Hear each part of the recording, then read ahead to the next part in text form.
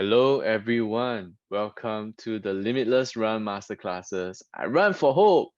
Today is the last day of masterclasses, and we have an awesome guest for you today, Yenny. Right. But before we start, we're gonna be talking a little bit more about the Run for Hope. If you've not seen any of the other masterclasses, um, might not know that the Run for Hope is Limitless's yearly annual fundraising campaign whereby we attempt to raise funds for the next year. All right. But that said, if you would like to learn a little bit more about Limitless, let's talk a little bit more.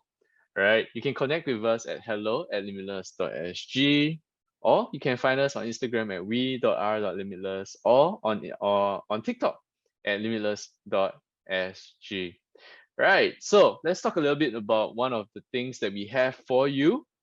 This is called A Day in the Life. Is an app that we have, you know, designed for people who need to kind of explain to someone else about what depression is, or if you yourself would like to kind of learn a little bit more about what depression is, right? In this app, you get to play a day in the life or live a day in the shoes of a young person struggling with depression. You get to choose, what her next action will be or her next choice will be, and that will kind of lead you to, a different outcome. Yeah.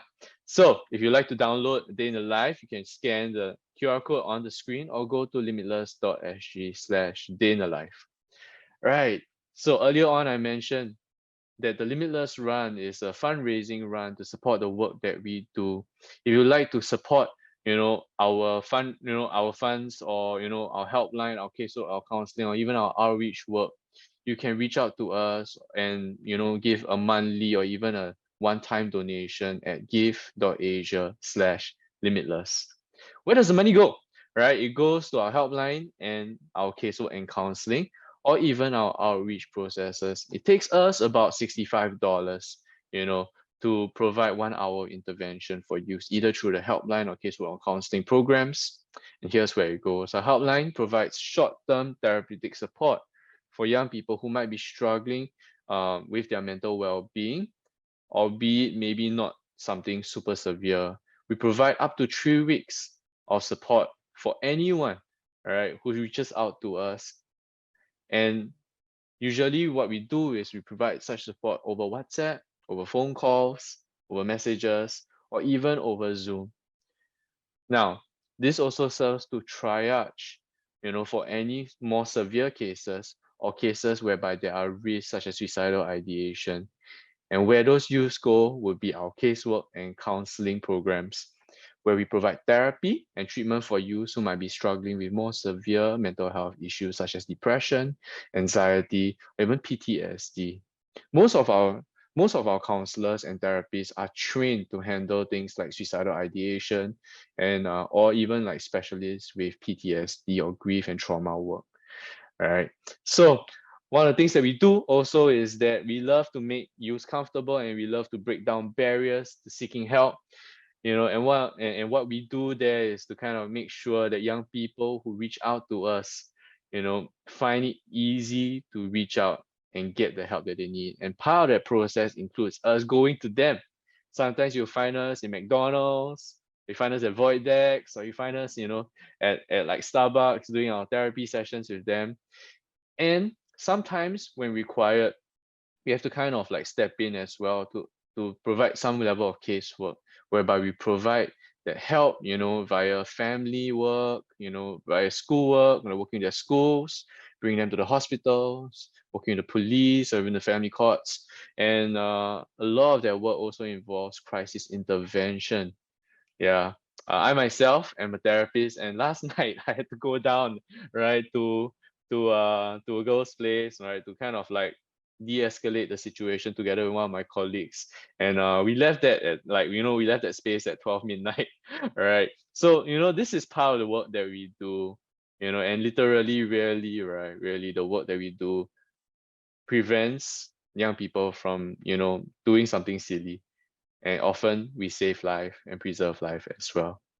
Right. But all that said, I'd like to kind of introduce a good friend of mine. Her name is Yanni. right? And she's a singer-songwriter. She's young, right? She's 22 years old, but she's been a mental health advocate for 3 or more years, right? So I'm gonna give the time over to her, and she's gonna be talking a little bit more about advocacy in a digital world.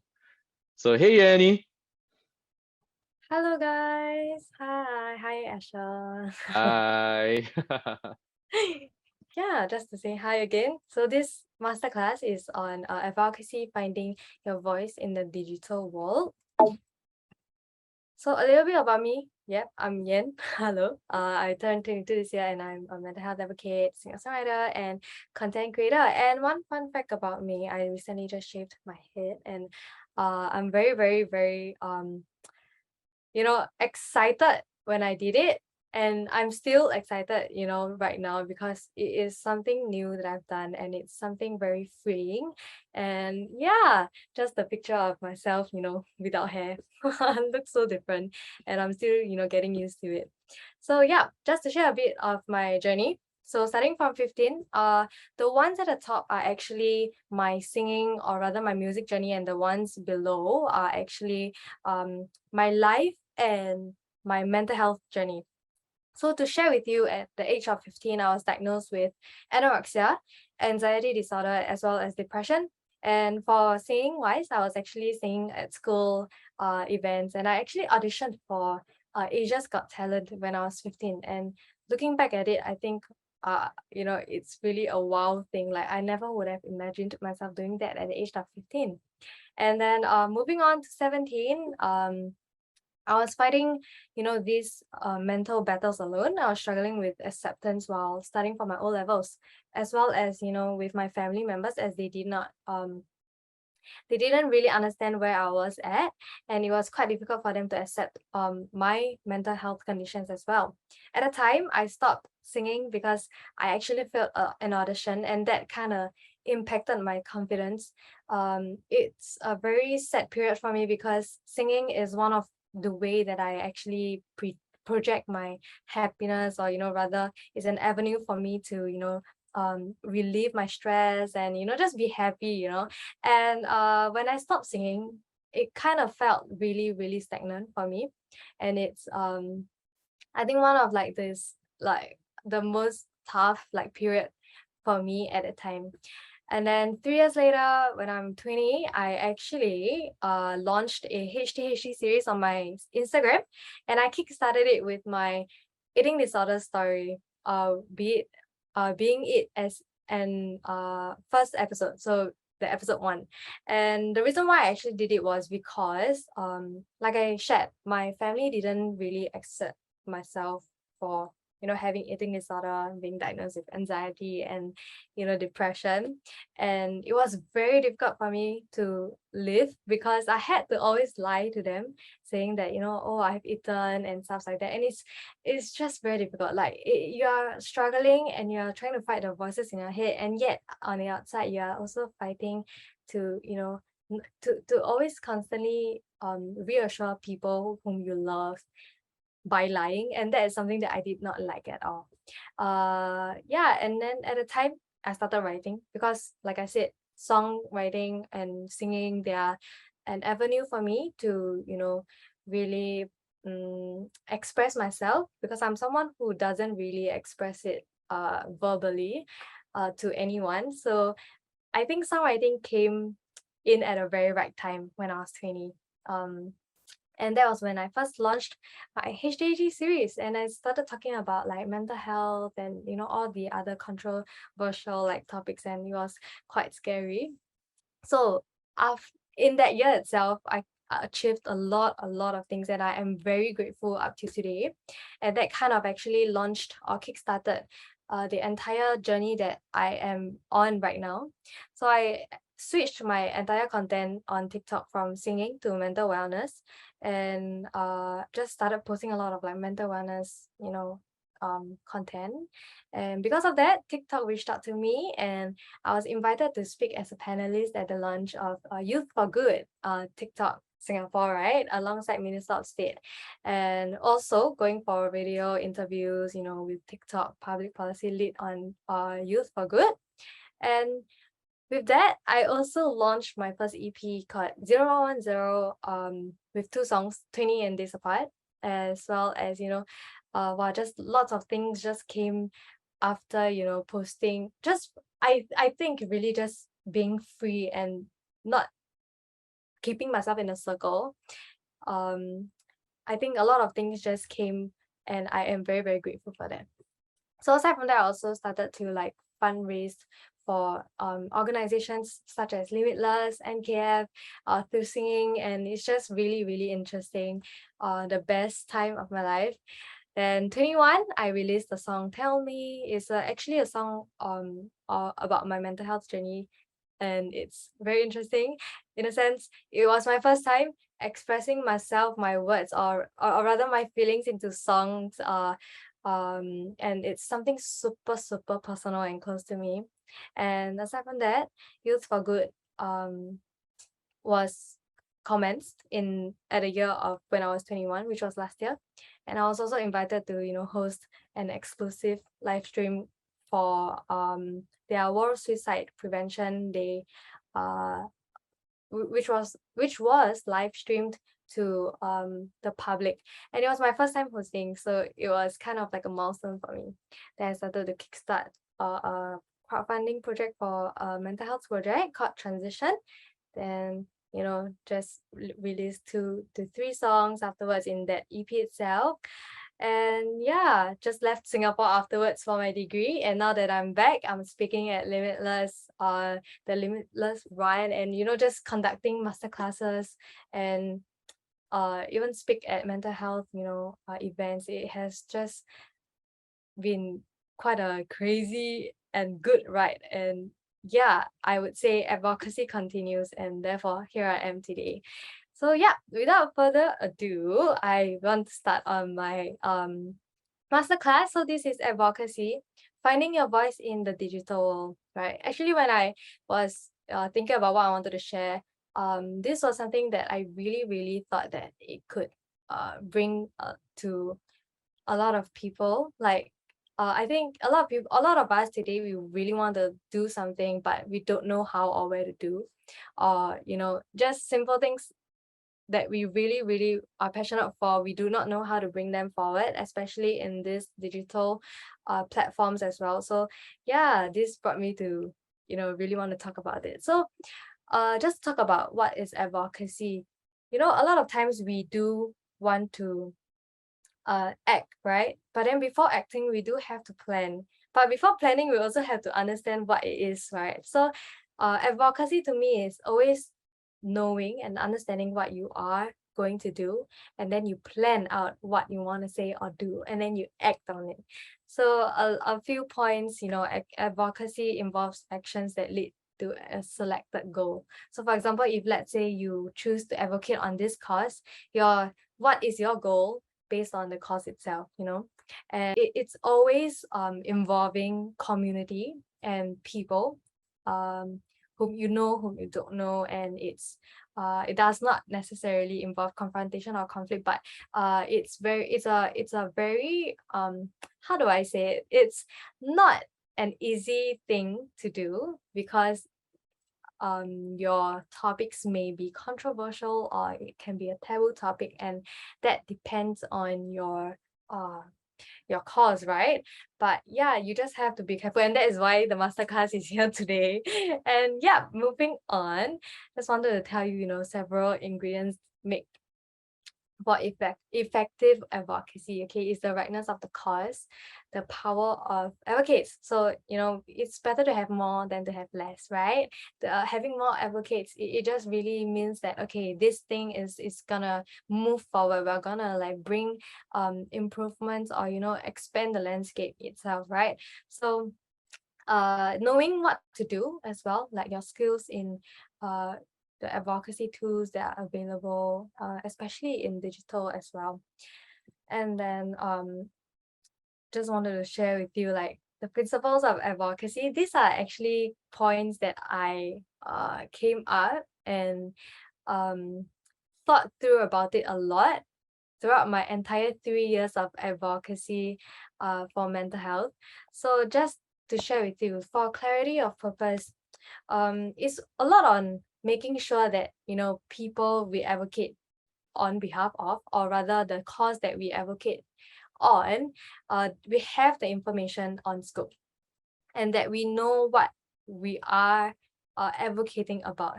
So we don't just jump into it without knowing anything, especially on topics that, like I shared, they are controversial or taboo topics, right? Like for me, I advocate on mental health, and mental health itself, it's a very big and a very vast topic, right?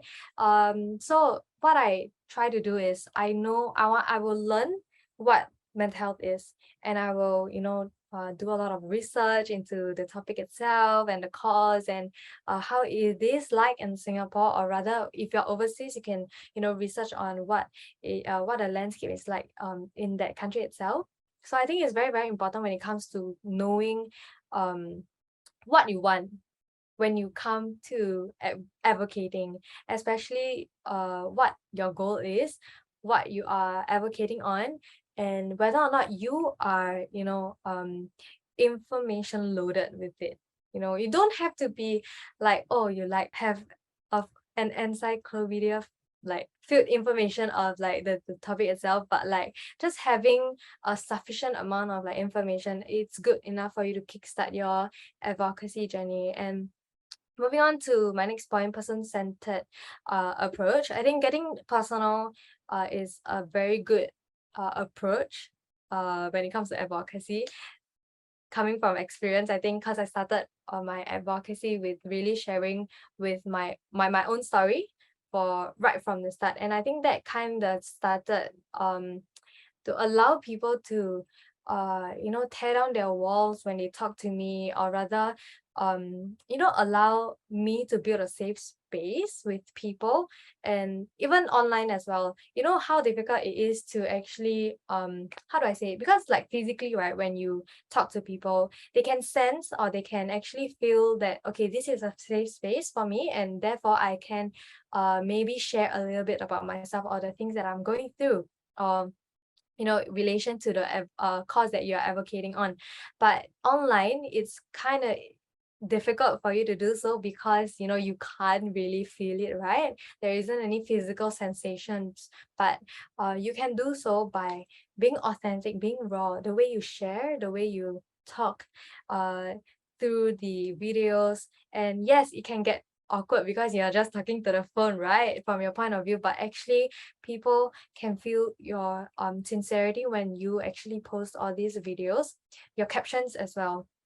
So I think people centered approach, right, is important, because we have to know um firstly, we have to know ourselves, we have to know the people whom we are talking to, and knowing that everyone has different stories, different journeys.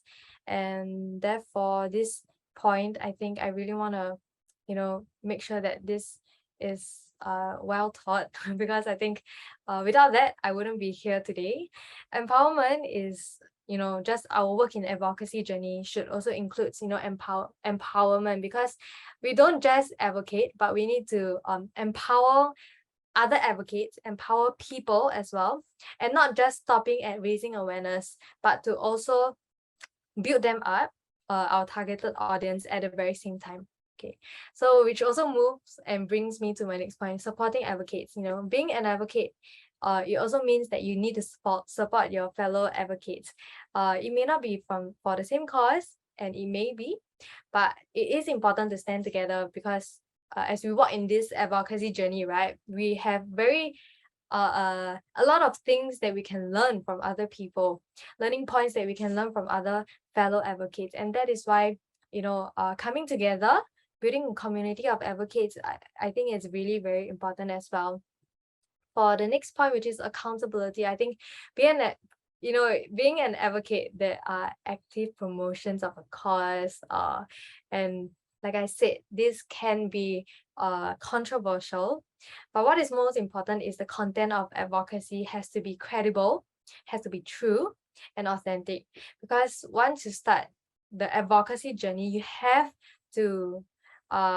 need to be accountable to the things that you share, because you're just basically influencing your community. And that's why being accountable means that you have to be accountable to the things that just making sure that it's not misinformation. That's what I'm trying to say.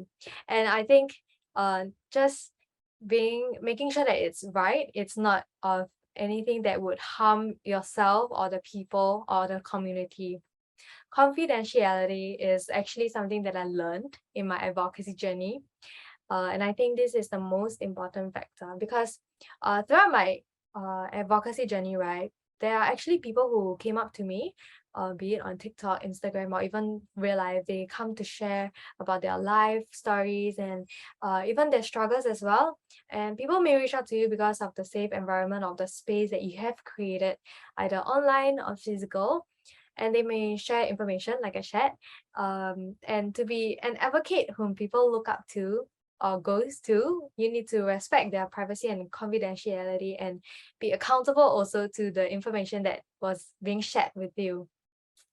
And then being openness to feedback. I think in my journey as a mental health advocate, I always reach out to my followers or community for feedback to ask them, okay, how do you think I can do this better? How do you think that I can approach this matter better, so that you understand what people are looking for and you try to relate as much as you can, so that next time when you do a video or you speak at an event, you try your very best to make sure that, okay, this is something that I did and I think I can improve it better. And this is how you become, I think, as an advocate, as well as an individual.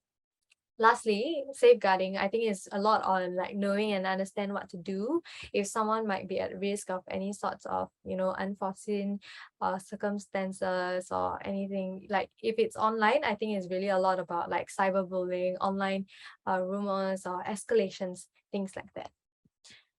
So moving on, I will be sharing a bit of, tips for being an effective advocate. So I have 4 points over here: preparation, communication, documentation and note keeping, lastly, follow up. So this is important. Becoming an effective advocate may require, learning about good advocacy practices as well, as having a lot of patience and perseverance. I think a lot of us can be naturally good at it, and some of us, like myself, I think we have to learn a bit in order to be good, or rather to start, and it's okay because all of us are going to be good advocates, and I think it takes time and everyone learns at different pace. So don't beat yourself up. Let's say if you have a friend who is doing much better than you, no, there's no comparison, there shouldn't be. And you have to know that, yeah, like just be kind to yourself and know that these things takes time, and you are learning as you go, you're learning as you advocate as well. So I think preparation, right, is a lot to know what information you need before you start sharing. So for example, if I'm going to share about eating disorder, I will have to know what eating disorder is, whether there are many types of eating disorders and what can they do to your mind and things like that. So in order to speak about a cause or a specific issue or condition or something that you really want to share, I think information is firstly the thing that you need to get, and that is the most important thing. Because if you share information that are not true, you are actually potentially harming um how do I say it? It's not exactly harming, but it's not good because it's not firstly it's not true, and people tend to believe it. And I think it's also very not easy to differentiate between like fake and real information nowadays. So therefore, in order to keep safe and safeguard the digital world, being an advocate, we also have to like safeguard it by sharing real information. So therefore, two things about information is that, yes, you have to know what you're advocating about, and secondly, sharing real information, true information, that just to keep safe the entire space as well as online space, right? And then be specific about what you are talking about. And lastly, practice like assertive and not aggressive. So moving on to like communication, I think you have to be very clear and concise when you speak. Like be straightforward and like tell, like how do I say okay, like be clear um and concise. That is something that you need to do when you speak. So a lot of things in the video, nowadays in digital world, right? Like videos, people only like start to watch for the first few seconds, and that is the most crucial part of a video. So let's say we're talking about TikTok, we always just scroll, right? It's so easy to just scroll to the next video, and that is why being able to catch your audience like attention is very important in the first few seconds. So let's say you're talking about like oh the let's say you're talking about it's like it's raining really heavily, and what happened in, like, let's say Pongal, like there's a flood, and then you want people to know, right? And then you're just gonna be like straight to the point and make it interesting. Yes. And then for communication, I think not just communicating is important, active listening is also one. So a lot of us, we do only just listen, but we do not active listen to the things that are going on. Active listening to news, active listening to the people who are sharing their struggles or things with you, even just by listening to people talk, not asking you to eavesdrop, but like, like active listening when you are in a group and people are sharing, there are things that you can take away from that sharings, and that is why active listening is very important. Okay, it comes with understanding. And then ask questions. I think a lot of us are very scared to ask questions. I myself as well. So asking questions is very important because it helps you to grow as an individual, as well as, if you're looking to advocate. I think there are many questions that you can ask to learn, to help you become, or rather improve as one. And then using stories and visuals to communicate information. So a lot of us, like, we share like words or just like a video, like talking, and it can get really not like plain, and therefore it loses people's attention. So if let's say you have a personal story you can share, or visual that you have that are eye-catching or appealing, you can use that to like replace the information that you wanted to share. So instead of words, you use your own personal stories, or emotions, feelings, expressions, or visuals to represent that instead. So moving on to documentation, note keeping, I think writing down discussion points and knowledge, when you go for seminars, when you read books, things like that, I think that keeps you moving, that keeps you growing also. And then following up. So how has your advocacy influenced the community, and how has it changed? How has it improved? So looking back, comparing, the 2019 Yenny and the 2022 Yenny, as an advocate, how have I improved? How have I grown over the last 3 years? And how can I actually change my way of advocacy to influence things better, influence my community if things have been stagnant for the past 3 years? So yes. Okay, so moving on, I have four main topics that I wanted to share when it comes to building advocating in a digital world, right? So basically, number one is the audience. Number two is how to craft an effective messaging, and then following up and wrap up.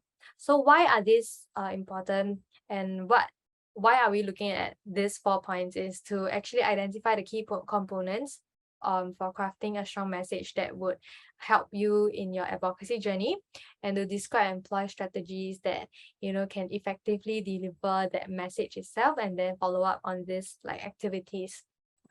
So the first one, we have the audience. So knowing our audience is an important component, okay, when it comes to advocating. And not just advocating, I think it applies to a lot of things. And what is the audience, right? So your audience is the individuals or the groups that you want to persuade. Right. So number one, who is your audience? I think identifying the different people and groups that you want to reach with your message is the first step. So who do you want to reach? I think the types of messages and how you deliver them will vary depending on who they are.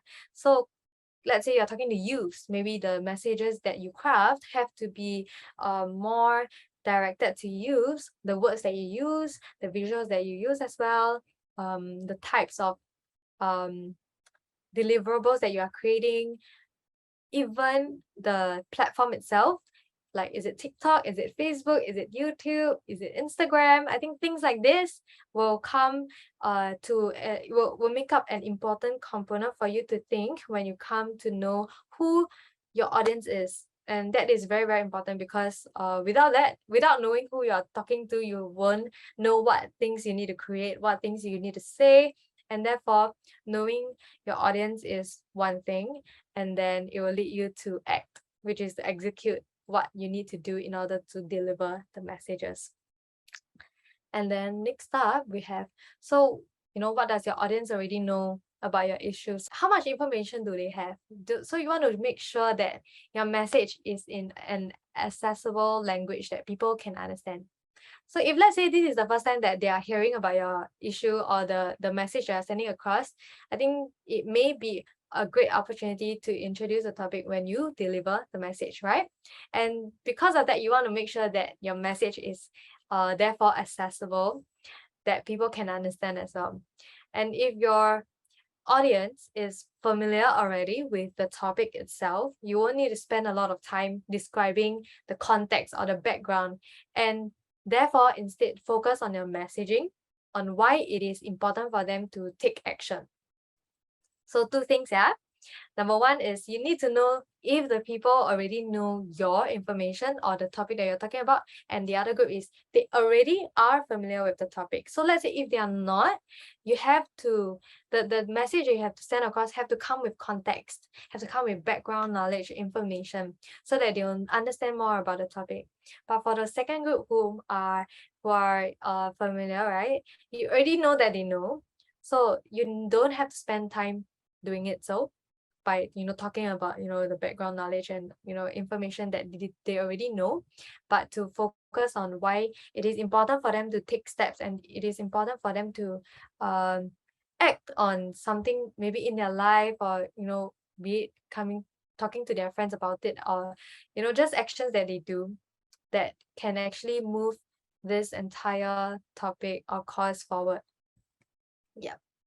And then next one. So I will always ask myself, like, do they already have a demonstrated opinion, things like that? Like, does their history or background suggest like a bias or position on this issue? I think it's very difficult also when it comes to like digitally, but you kind of get a sense of it when you start to advocate, and then your audience, you can actually like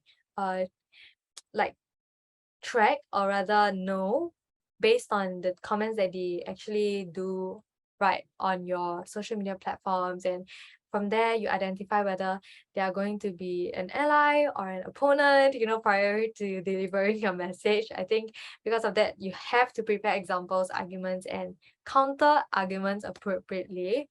Not arguments are, but to make your point. And then you also make sure to thank them for their work and support. Meaning, let's say you are an advocate online and you have a community, right?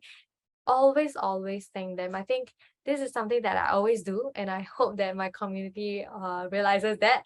But I always thank them for every single thing in my life, in a sense, for my mental health journey and my music journey, because I think without them, right, I wouldn't have made it here today. So this is something that I think is very, very important, and I hope that you take it to heart when you eventually kickstart your advocacy journey. I think an important part of messaging is really building rapport and making your target audience feel valued and appreciated. So next one, we will have a question that comes to mind as well. So what will compel your audience to take actions, right? Like, individuals are often motivated by personal gain, whether it's opportunities for advancement or building something that is good. Priorities that are often shaped by a delicate mix of diverse factors and stuff like that, because of we are all built different, unique, right? We have very different lives, really different stories, and therefore different priorities, right? So some may want to act because they believe in your cause. It's just and because it will further the mission of their personal goal, and therefore they would want to take action. But then some, it's just really different, like, because many of us just have very different personal goals and personal opinions, suggestions, and priorities. So therefore, I think it's okay, because I think at the end of the day, advocacy is not it's not so much so that you focus that, okay, I'm gonna make this person like take action on stuff like that. But it's more, I think for me, it's more of like making sure that, okay, you are sharing what is true, sharing what is authentic, and you hope that people would take action. um and that is where I come from, is that I don't enforce, but I motivate as much as I can. Yeah. Okay. So like I said, people hear how they speak, and therefore crafting your message, right, is um something that you need to think about. So you need to craft a message in a way that will resonate with your audience. So for example, um I am talking to a young lady, a young girl who's younger than me, and I would want to craft my message to appeal to her, so much so that she knows and feels that I'm on an equal level with her, that I don't come from an authoritative position, and that's how you connect with the person.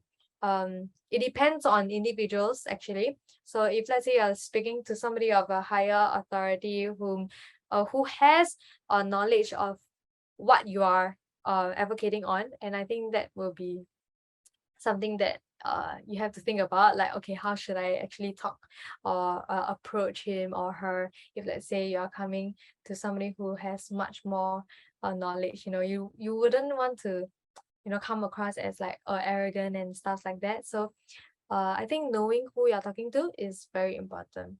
And it is your job as an advocate to determine what will be most compelling for your particular audience. So what is the best way to communicate with the audience, right? So the format of your message is very important.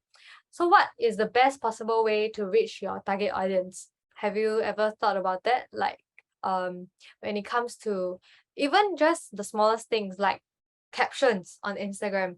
Sometimes you wanna, like, write things that would reach out to your followers, right? So these are the things that you can think about, even to the smallest like thing, or even communicating with your parents or your friends when you guys fight or anything. I think this is good for you to keep in mind, and to use when you are using it on communication, right? So what is possible in terms of like the access or resources you have? So it can be direct meetings, community forums, newspaper articles, digital like TikTok, Instagram, and stuff like that. So effective messaging therefore is very important and captures the core of the entire advocacy journey. So I think a good advocacy message it captures the core of what you're trying to say, and how you choose to frame that issue or the cause will influence how people see the issue. I think sharing certain kinds of information will also shape their perspective. And you should use what you know about the cause itself, and what you know about your audience, secondly, and your own personal experience to create a strong advocacy message.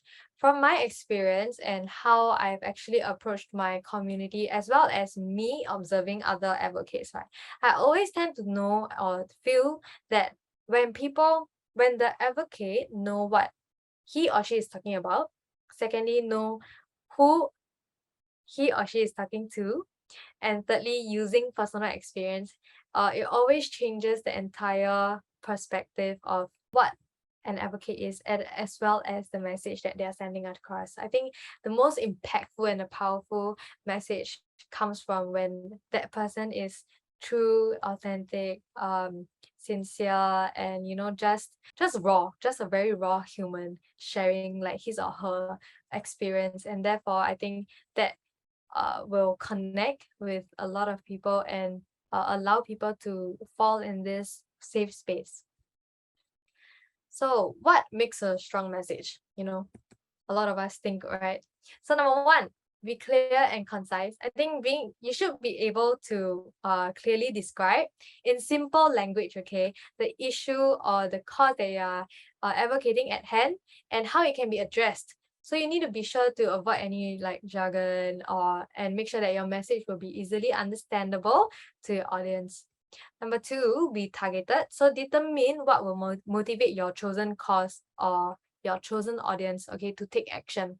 So for example, if facts and like figures will be most compelling, right? Then you use your research and knowledge to identify the most compelling facts and examples that can help bring those statistics about the cause to life. If the people you are reaching out to are more of a visual person, then use visuals to compel and to like reach out to them. So the next point I would say include a human element.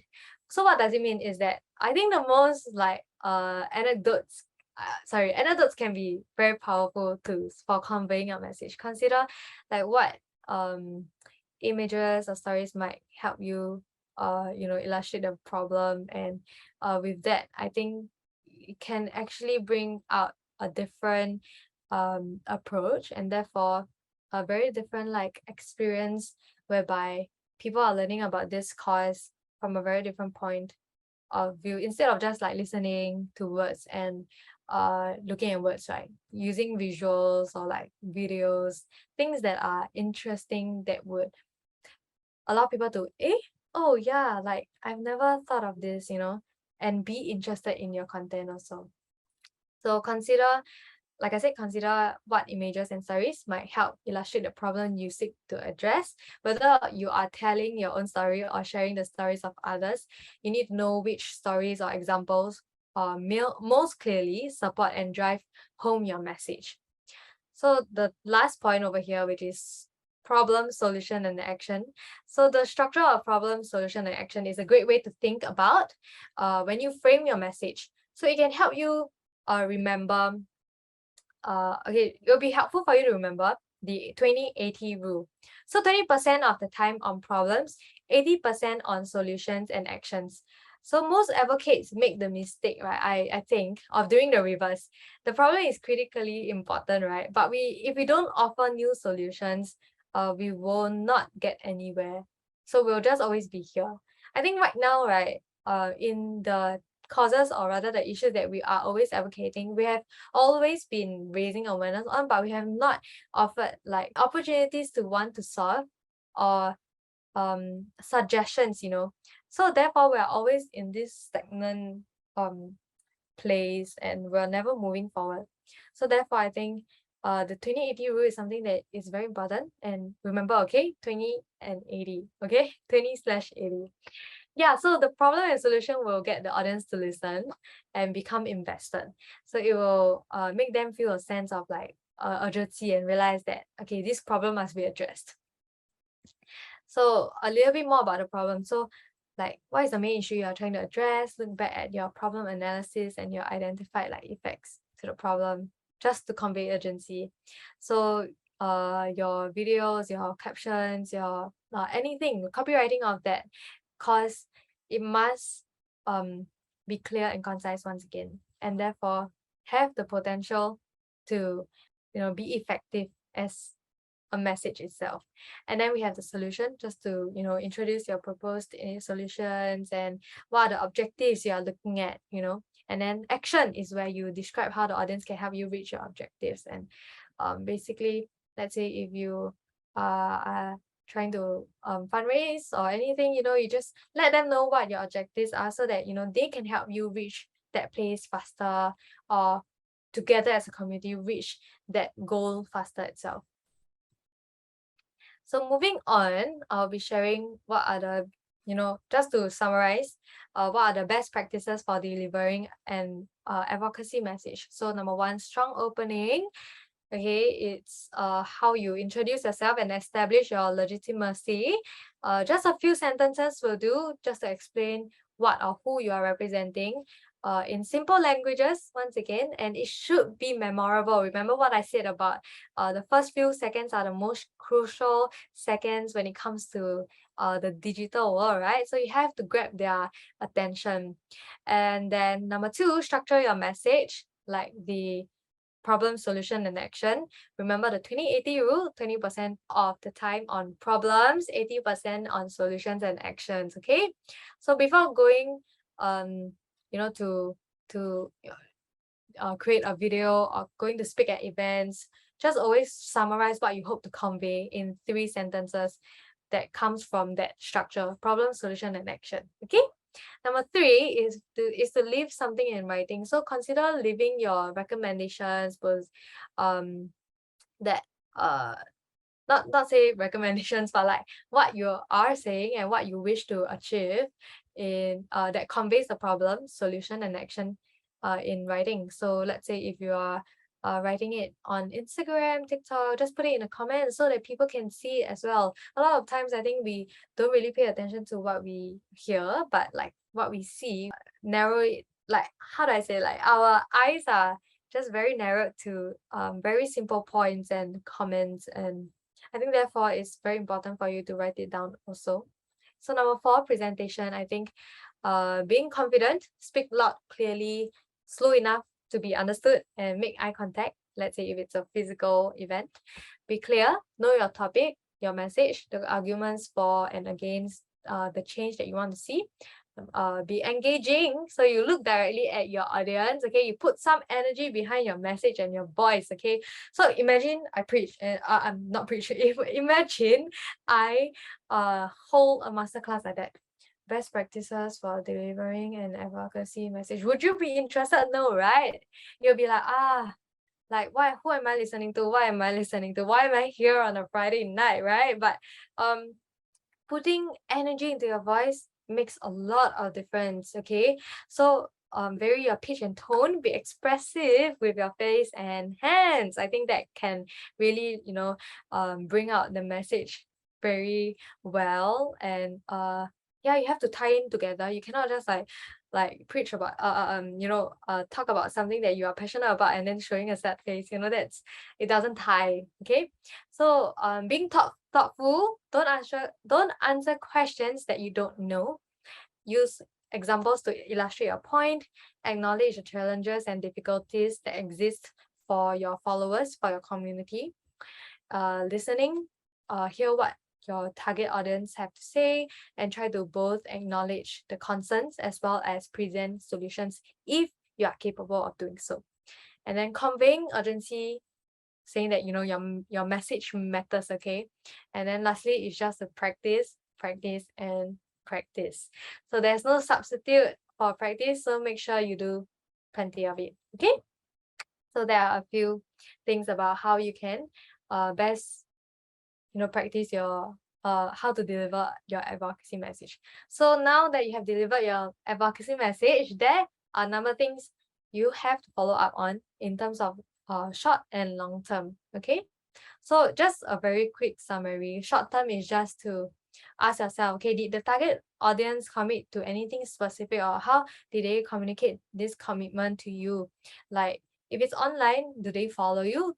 How do you know they are interested in what you are posting? And that will come into statistics. And if your target makes a commitment, it is a good idea to repeat the commitment, just to make connections and relate to your community, to your followers. And this in turn allow you to create this space whereby, okay, this is a good space, a safe space for them as well to come into. And that I know that, okay, this person is an authentic advocate, and I really, really want to hear what she or he has to say in the long run, things like that. So in long term, just you want to monitor, have your target met, their commitment, and just to remind them in a sense via your content. If let's say they have, you think that they have not like not just based on one person, but like the entire community as well. So whether or not there are any circumstances that might cause you to revise your advocacy strategy. Okay. So moving on, just to wrap up this entire thing is to let you know what are points you can take away from today's masterclass.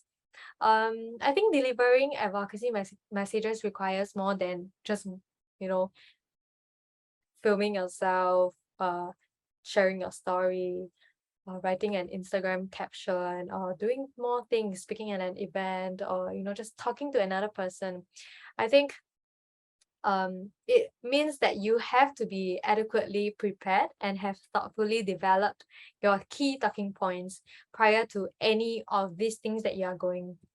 So always remember to know your audience. Okay, important, yeah.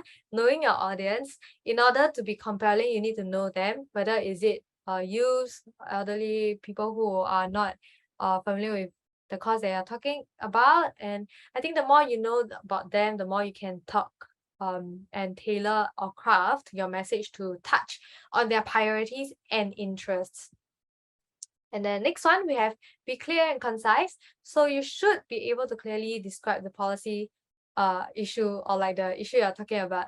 So your advocacy goal and what you intend to achieve your advocacy goal. So always remember the 20/80 rule, okay? The problem, solution, and action. So next one, we have using examples to illustrate your key points, okay? So once again, I think learning how to tell stories that explain the problem you seek to address or you want to advocate on, whether or not you're telling your own story or somebody else's story, you need to know which ones are the most clear and clearly supports your message as well.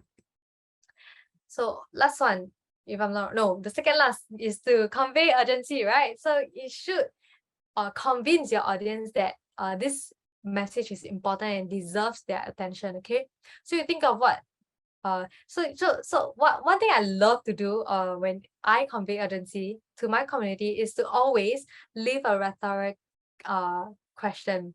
So I'll leave a rhetoric question and for them to think about, and these questions are actually quite thought provoking, and I really love it because I think it allows them to think and process what I'm trying to bring across, like the message, and it kind of makes it more effective.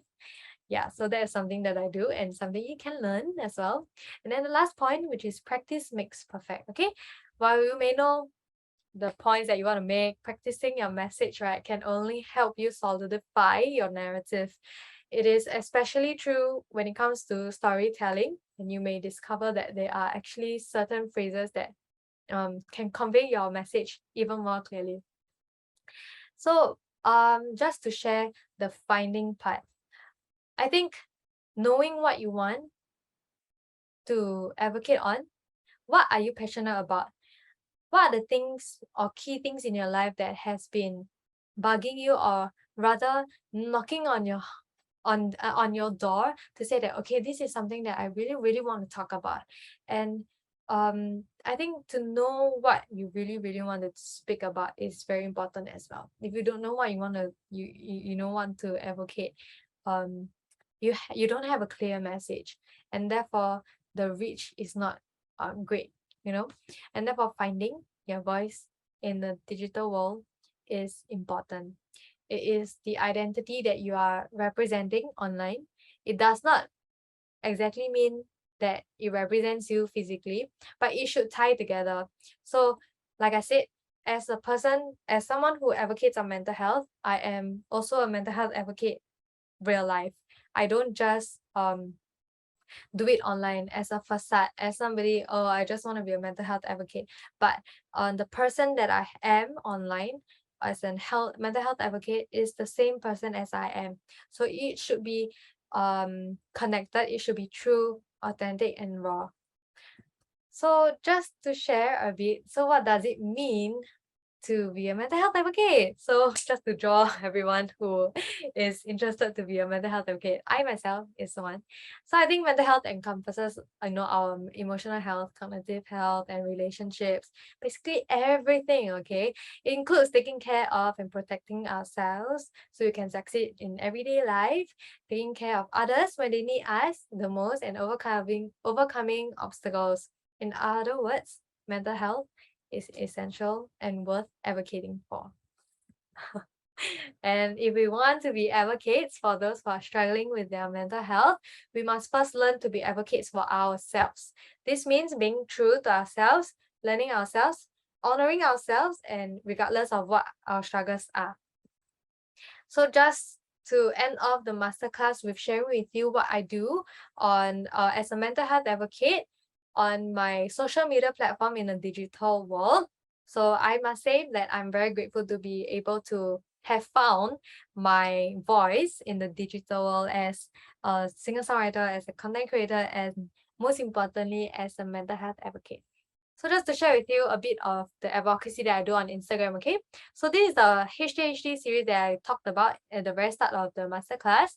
So it was launched in 2019. First episode being the eating disorder, second episode on mental health, and then subsequently I remember talking about, sexual harassment, things like that. And I revealed my eating disorder for the very first time to my friends and family, and that changed my entire life. So moving on, after I kickstarted this entire advocacy journey, right? I started to craft my Instagram towards that path as well. So as you can see from the captions over here, just to let you read through a bit, okay, it's really kind of different from the captions that you would see on Instagram, right? So I love writing, and therefore I think writing has allowed me to express what I want to say. And because of that, I really love writing long captions so that people can read and think. And therefore, if you follow me on Instagram, this is something that you'll see. And then next up, very, very recently when I was in Melbourne, I started a series on Instagram called Words to Eat By. So it is actually launched in the Mental Health Awareness Month, which is May, if I'm not wrong. And I wanted to use the entire month to raise awareness on eating disorders as much as I go through it myself. Even as of now, I wanted people to learn more about what eating disorder can do to our minds, and to people who are struggling with eating disorder, where can they find help? So as you can see, episode 1, the hidden signs, episode 2, 3, working your way around, ambivalence of recovery, and the art of recovery, right?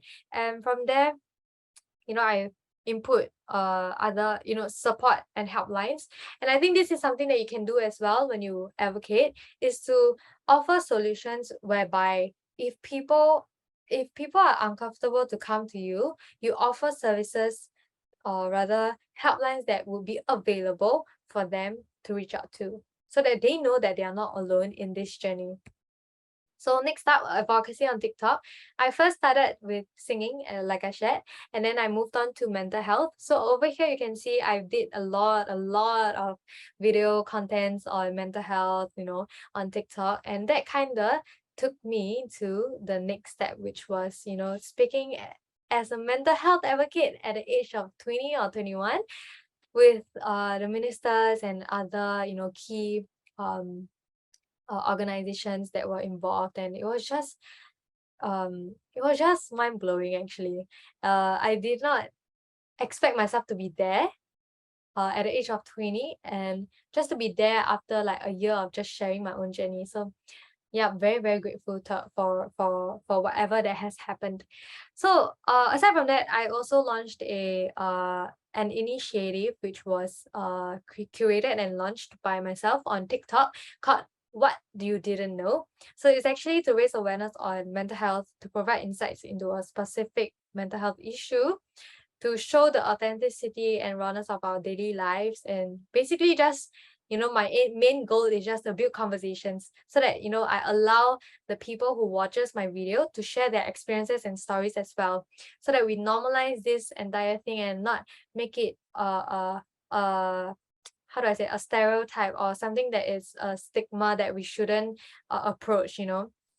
So yeah, and then as of now, I have been working on daily reminders and a series called Words of a 20 something. So I recently just graduated from my uni, and as well as transitioning into becoming an adult. So it has been a hell of a ride. It was a roller coaster ride for me, and I must say, under the series of Words of a 20 something, they are actually words that I wished somebody was there to tell me. And because I do not have that particular figure to tell me words like this while I transitioned in my 20s, right, into an adult, right, I was thinking, if I don't have, I really wanted the people um around me, or the people in the online community, to have somebody to tell them that, and to remind them that it's okay to go through all these kind of things when you're 20 or you're transitioning to an adult. And therefore I created this series called Words of a 20 something. And then daily reminders, just as much as uh I mean, it's pretty self explanatory, and it's just simple thoughts that goes through my mind. It's simple words as well, but I don't think they're simple. I in fact, I think they are actually quite thought provoking. So therefore, I put it out there for my TikTok community, and not just that. I think I hope that it reaches out to a lot of people as well. Yeah, and then lastly, I think advocacy through songs. Recently I just launched an EP called Transition, and uh, it is a mental health journey um called transition in my life. And most of the songs that are under transition are about my mental health journey, words that I want to say to myself, words that I hope that could comfort people around me or the listeners.